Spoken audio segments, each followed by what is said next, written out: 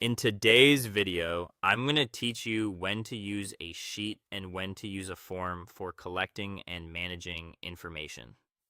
A simple way to think about it is this. Use a sheet when you need to organize, edit, and manage data directly yourself.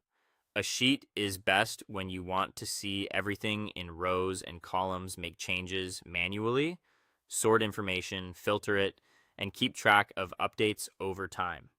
It gives you a clear workspace where data can be reviewed and adjusted as needed.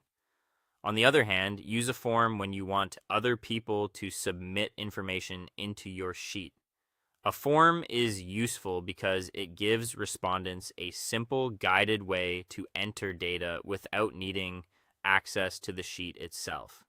This helps keep the data more consistent and reduces the chances of people changing the structure of your file by mistake. To set this up properly, start by creating the sheet first. Add the columns you need based on the information you want to collect and track.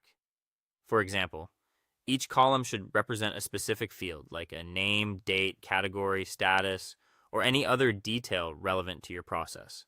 Taking a moment to plan these columns in advance makes everything easier later because the form will follow the same structure.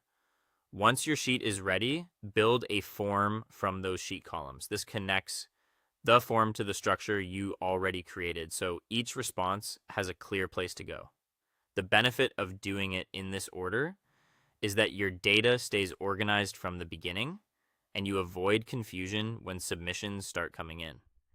After the form is built, share the form link with the people who need to respond. They can open the link, fill in the requested information, and submit it without needing to interact with the sheet directly. This makes the process simpler for them and more controlled for you. As responses come in, review the form submissions inside the sheet. This is where everything comes together.